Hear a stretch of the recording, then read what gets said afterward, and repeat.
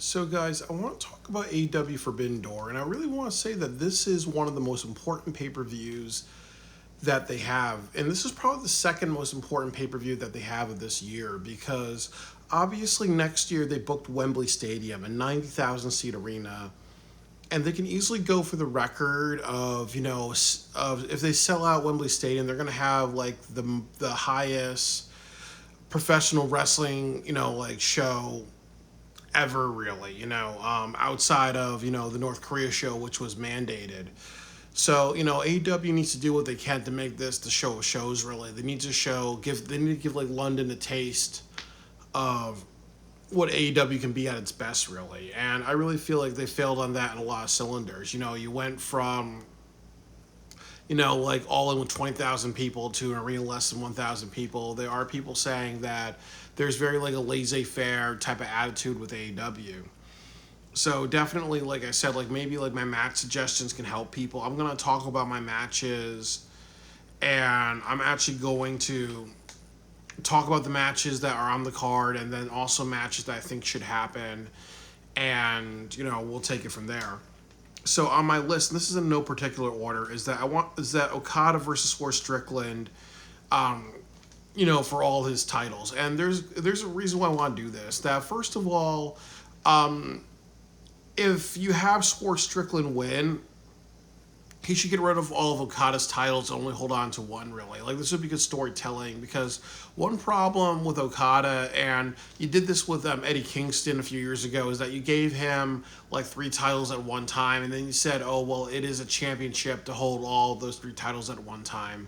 So, by having this match, it's good that, if Swerve wins, you can go down that direction and be like, okay, now we just need to have one title out of all these titles, really. And then the other thing I want to say is that Swerve and Okada, like, most people have never seen that. Most people will probably never even thought of that matchup, really. So it's going to be a really great uses of styles. They're both great wrestlers that do high flyer moves that can do a long type of match, really. So I really think that this is going to be a match that they should have. As one of my suggestions, I was looking up the New Japan card, the New Japan roster. So I was going to do El Phantasmo versus Anthony Bowens for the IWGP World TV title. And the reason why I want to do this is that I want to make Anthony Bowens a champion in the future. And I really think that he needs to have bigger spots for him. So, I think going after a Japanese title would actually be good. Like, he loses, but he gets really, really close. And then ultimately, he goes on a path of just as a single star, like struggling a little bit. And then he kind of like, maybe he says, daddy ass, I don't need you. You take Billy Gunn off television for a couple months, and then you get to Kyle Fletcher versus Anthony Bowens. And then that's when you take the title off of Kyle Fletcher, and then you put it on Anthony Bowens. And then you make Kyle Fletcher as one of the people who could be the heavyweight champion in the future. You make him like a champion within 1 or 2 years, the AEW champion.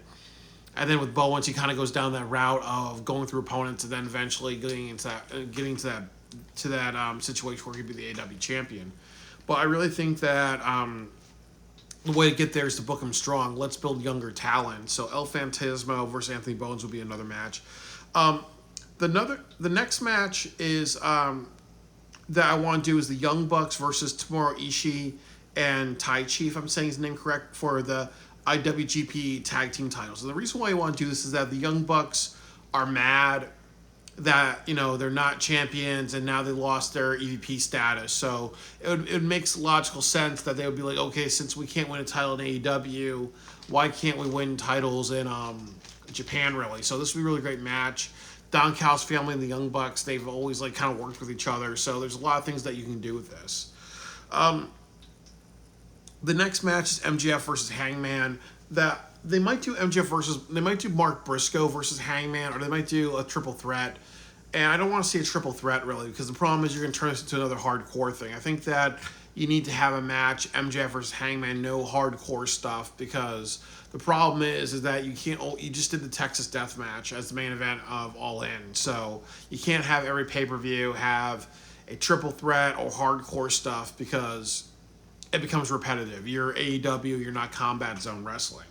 MJF was in the main event of the Wembley Stadium show where they drew like over close to 80,000 people. It makes a lot of sense for him to be in this, So I think this is the right call, really. And this is ultimately a lot of pressure for Hangman because, is Bobby Lashley and MVP and Shelton pulling a ruse and they're actually still friends with MJF?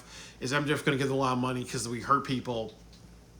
They're going to beat down Adam Page so MJF can collect his money, really? Or is this going to be like a match between both of them and it's going to go in whatever direction, really? So there's a lot that they can do with this. This is more unpredictable. Like I think you should do a championship, like feud between Hangman and Mark Briscoe, like a rivalry of two good guys, who want it more.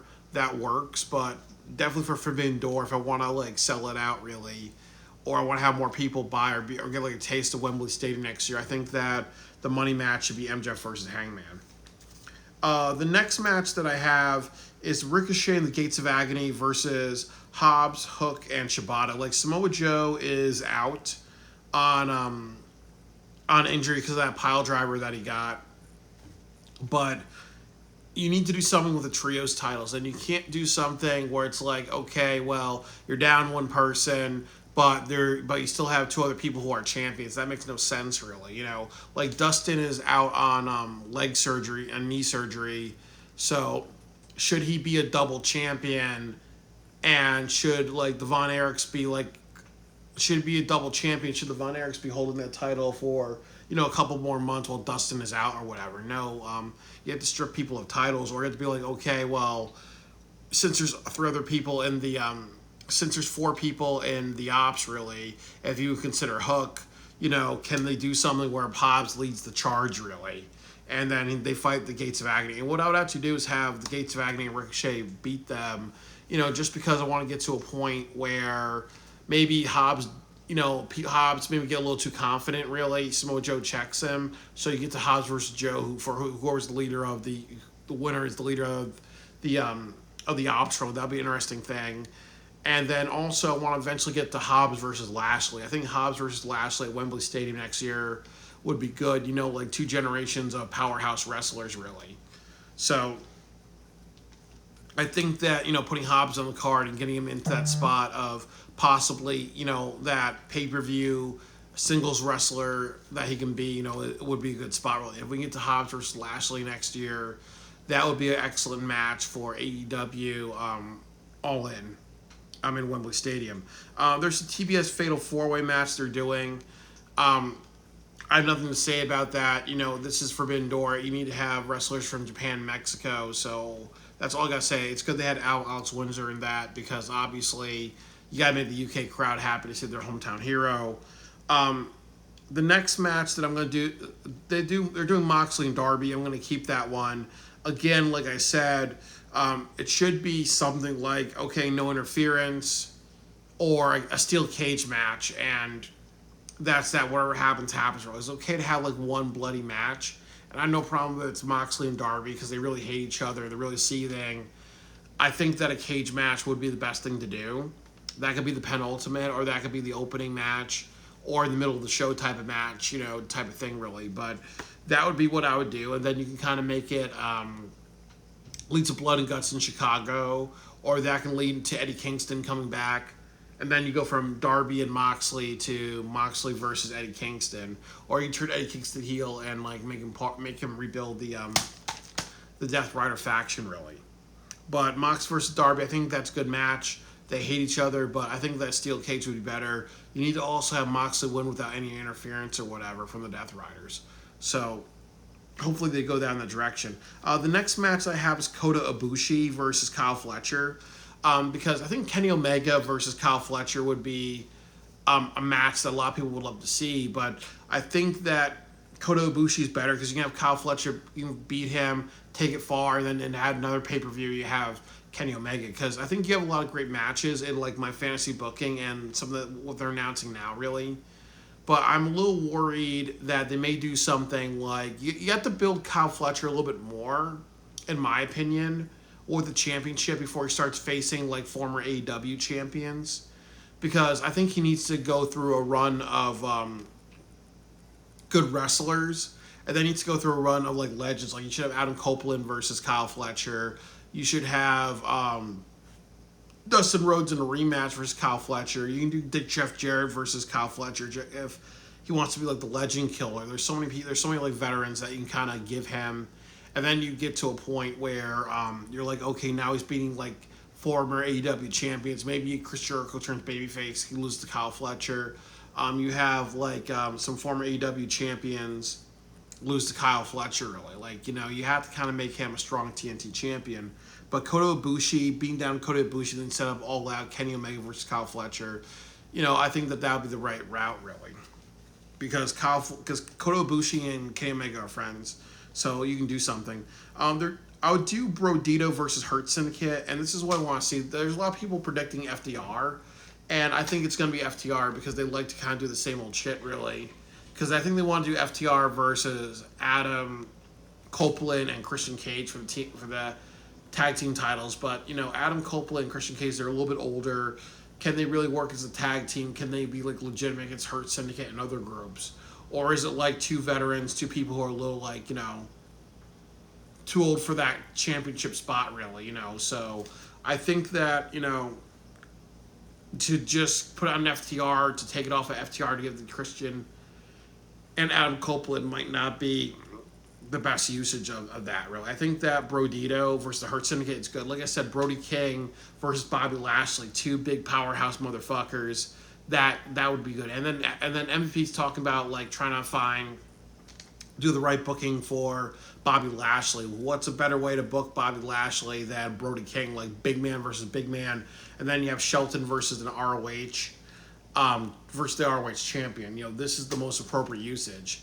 Like Dax and Cash are good, but again, Cash is a smaller body guy. Dax has some muscles, but he ain't somebody who can lift the Big Show like Bobby Lashley could, or he ain't somebody who can lift Viscera like Bobby Lashley could. So I think that you really want, and then Brody King is very tall and he's like has a lot of muscles on his body, really. So visually, that's good. And then also Bandito has been a workhorse. He's been doing a lot of stuff this year, so I really think that you get more out of Lashley and Brody King, Lashley and Shelton versus Brody and Bandito, and I think I actually want to do a video about that. The next match, Toni Storm versus Athena, that's a good match to have because Athena is also close to 1,000 days as the ROH champion. So my prayer and my hope is that she reaches that 1,000 days. But if she's been 1,000, if she's close to 1,000 days, and she's had great matches, she's headlined pay-per-views, she should be facing Toni Storm because obviously, those are enough qualifications to be facing the person with the biggest title in the company, the biggest women's title in the company. The next match I put down was that. There's three more matches. I said Mark Briscoe versus Konosuke Takeshita because Konosuke Takeshita is in the New Japan tournament right now, and I think the G1 they call it. But Briscoe lost to MJF, really. So I really think that you need to do something where you don't make Mark Briscoe relevant. So he and Konosuke Takeshita could have a really good match because people were talking about Takeshita possibly being a future champion. And if Takeshita wins or loses, you can have Okada react to it, and then you set up Okada versus Takeshita or something like that, really. Because I think like the next big money feud is Okada and Takeshita, but you can have them respond to each other's wins and losses. But you also need to utilize Mark Briscoe. I think he's like that underdog type of wrestler appeal. So even Mark Briscoe could kind of be like that. That last guy on his last breath of air type wrestler. He can be like a modern day Mick Foley, get over the audience as that guy who has that fight in him, a little awkward, but he has that fight in him, that dog in him type of thing, really. So so him versus Konosuke Takeshita is the right match. And then also too, when you have Japanese wrestlers from New Japan, you can't just have people that people don't know about. So Takeshita versus Mark Briscoe would be the way to go, really. The next match is. Hiroshi Tanahashi is retiring this year from professional wrestling. So he's looking for opponents. This is going to be his last match, quote unquote, in London. but they're gonna say his last match ever, even though he's having other matches in Japan, whatever. And I think that it should be Bryan Danielson versus Hiroshi Tanahashi, because they can have a really great technical match. I don't think they ever wrestled before, but this would be the match to have, really, because that's going to say, hey, look what Bryan Danielson can do. Imagine him at Wembley Stadium next year having a great match, like when you saw Ospreay versus Bryan Danielson. This is the match, in my opinion, that's gonna put asses in seats, really sell out that O2, so really sell out that bitch. And then the last match that I would do is Will Ospreay versus Zack Sabre Jr. And I'm not a fan, and we don't want to turn this into TNA wrestling where it should be for the IWGP Championship. You can even have Zack Sabre win or lose, or Ospreay lose because he came back too soon because he loves the audience. He's like, even though I'm injured, I want to have a match on the card, really. Will Ospreay's on the poster, and on that poster they did over $1 million in ticket sales, and it didn't take them that long to do that after they posted tickets. So it would make sense to have, pardon me guys, I was working all night really, so I'm a little sleepy, but it would make sense for Zack Sabre Jr. And Will Ospreay, because you have to do something with the IWGP champion. Ospreay was an IWGP champion at one point, and also Ospreay is one of the biggest draws to the British crowd, really. So you gotta make them happy, really. Because I really think that next year the main event should be Hangman versus Ospreay for the AEW championship. So let's get people excited about Ospreay. But I really think that with my match card, you get a lot of good stuff. I would probably do. I think her name is AZM or ANZ, who is the women's who is a women's champion in Japan. I would probably have her face maybe Queen Aminata or Billy Starks or another woman on the roster that you want to make a bigger deal this year, or maybe Will Nightingale, because I really think that they need to start having more women's matches, maybe 3 or 4 for pay-per-view. You need to start developing your next generation almost. But I really think that what I have is a really great card. You have good matches, you have things that people want to see, you don't give away too much, you make people understand that, hey, we have to make sure the shows matter, we have to make the British crowd foaming at the mouth to be like, okay, when we go to Wembley Stadium next year, we got to sell out that 90,000 seat bitch, So that's my fantasy card, my fantasy booking for AEW Forbidden Door.